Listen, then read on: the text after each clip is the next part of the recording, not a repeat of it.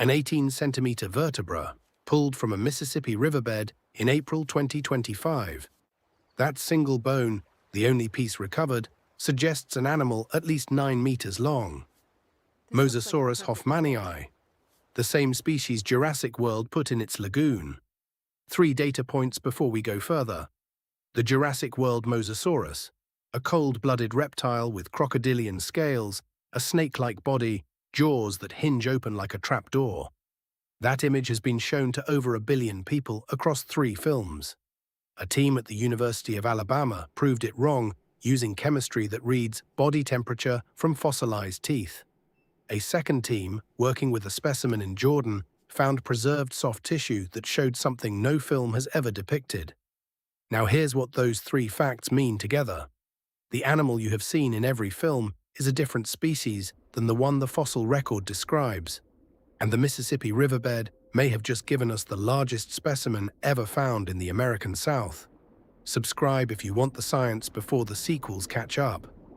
New video every week, and if the Megalodon video brought you here, this one shares the same ocean. Jurassic World's Mosasaurus is introduced in the first film as the park's most dangerous exhibit. It lives in a saltwater lagoon. It breaches to catch a great white shark dangled above the water. In Jurassic World Dominion, it appears in a Malta harbor, hunting fishing boats. The visual language of the animal across all 3 films is consistent. A massive, scaling, cold-blooded sea serpent, a crocodile stretched to the length of a school bus, driven by ambush instinct and cold water metabolism. That animal does not match what the fossil record describes on 3 separate counts. The wrong version gets exactly this much. Cold-blooded, scaly, ambush predator. That is what every film showed. Here is what the evidence says. In 2016, T. Lynn Harrell at the University of Alabama published a study in the journal Paleontology analyzing oxygen isotope ratios preserved in mosasaur teeth from 3 genera: the small Clydastes, the medium plate carpus, and the large Tylosaurus. Oxygen isotopes in mineralized tissue record body temperature at the moment the tissue formed. Cold-blooded animals show high oxygen 18 levels. Warm-blooded animals show lower levels, because higher internal temperature changes the ratio at which the isotope incorporates into bone. The mosasaur specimens fell between cold-blooded fish and turtles on one side and warm-blooded seabirds on the other, closer to the birds than to the fish. The conclusion: mosasaurs were likely endotherms, warm-blooded, maintaining a stable internal temperature independent of the surrounding seawater. This matters more than it sounds. A cold-blooded predator in cold water becomes sluggish. Its metabolism slows, its reaction time drops, its range contracts. An endothermic mosasaurus could hunt in colder water, range further from warm coastal zones, pursue prey over longer distances at sustained speeds. It was not a crocodile. It was, in thermal physiology, closer to a killer whale. The film's ambush predator lurking in a heated lagoon is not how this animal worked. It worked more like a pursuit predator ranging across open ocean. Type whale, if the endothermy finding changes how you imagine Mosasaurus moving. Or croc, if you think the ambush model still holds, regardless of body temperature. I read everyone. Now here's the part that changes everything about how you understand this animal, the body. Because here is where the science produced something in 2013 that no Jurassic World film has ever incorporated. And the films came out in 2015, 2018, and 2022. Johan Lindgren at Lund University published a study in Nature Communications in 2013 documenting a mosasaur fossil from the Maastrichtian of Harana in central Jordan that preserved soft tissues. Not bones. Soft tissues. The outline of the tail. The shape of the flippers. What those tissues showed was not a tapering snake-like tail. It was a hypercercal tail fin, a bilobed crescent-shaped structure where the lower lobe is larger than the upper, exactly like the tail of a fast pelagic shark or an ichthyosaur. Not a tail that wiggles side to side like a snake. A tail fin that generates thrust like a tuna. The body outline showed something equally significant. Derived mosasaurs were not serpentine. They were streamlined, a stiff body with most of the propulsion coming from the tail fin, what marine biologists call a carangiform swimming style. The same style used by fast open ocean fish, the same style used by dolphins and tuna. Not the undulating whole-body movement of a sea snake or a crocodile, the efficient high-speed cruising of a pursuit predator built for open water.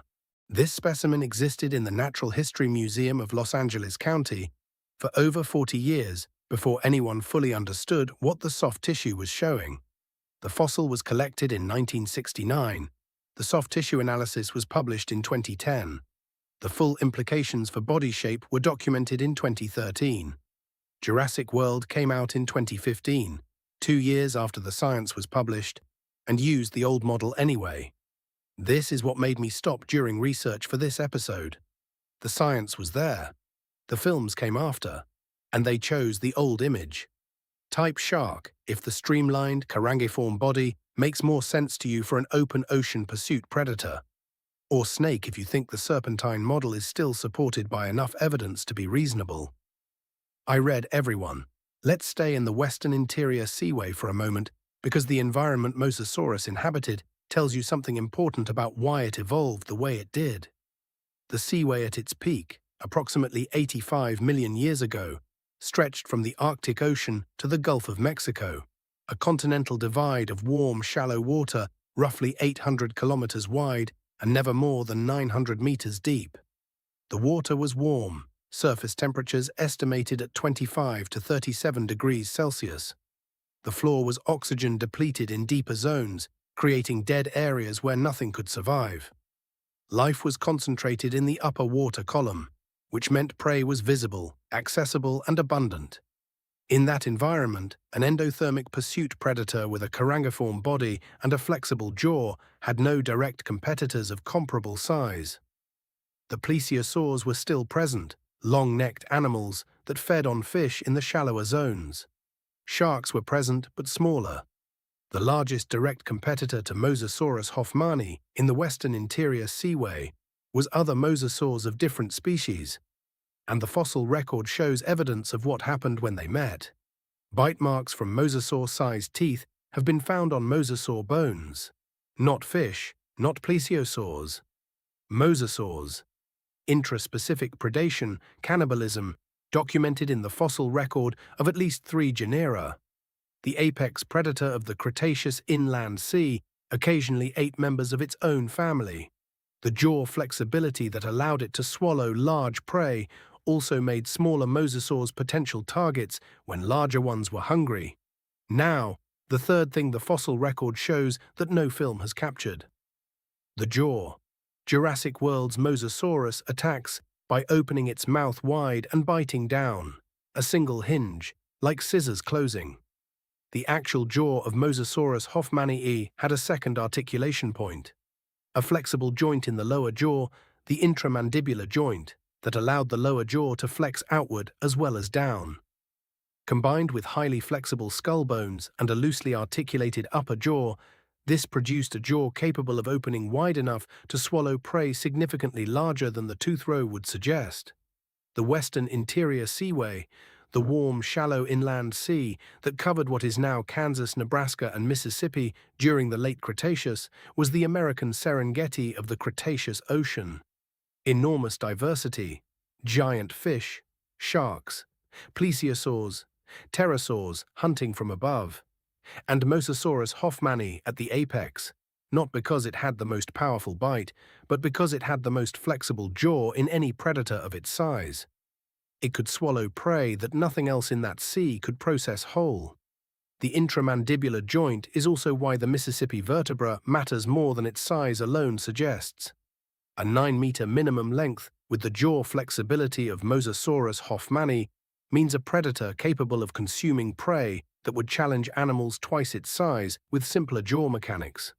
What Starnes pulled from that Mississippi riverbed in April 2025 may be the largest predator that ever hunted the sea that once covered his state. The western interior Seaway is gone. It closed approximately 70 million years ago as the North American continent rose. What remains is Kansas, Nebraska, South Dakota, Mississippi, states whose entire landscape was once seafloor, patrolled by an animal that was warm-blooded, streamlined like a tuna, and equipped with a jaw that could flex in two directions simultaneously. The Jurassic World Mosasaurus is a compelling monster. The real one is a precision instrument, built for open ocean pursuit, not lagoon ambush, and capable of feeding in ways the films never imagined. Science does not replace wrong with right. It replaces incomplete with less incomplete. What we knew about Mosasaurus in 1985 was incomplete. What we knew in 2015, when the first Jurassic World came out, was already less incomplete. What we know now is less incomplete still. The films froze the image at 1985. The fossils kept moving. If this changes how you picture the Cretaceous ocean, subscribe. Every week on this channel, we take what the films taught you and show you what the evidence actually says. The next animal on this channel had a neck longer than most rooms, 4 flippers, and spent 70 million years as the apex predator of every ocean it entered. A 2023 paper just proved that everything science assumed about how it moved was wrong. And the answer broke a debate that had lasted a century. It's right here, an 18-centimeter vertebra from a Mississippi riverbed. A fossil in Los Angeles that had the answer for 40 years before anyone saw it. A jaw that no film has ever drawn correctly. The Mosasaurus in Jurassic World is not wrong because the filmmakers were careless. It is wrong because the science moved, and the image stayed still.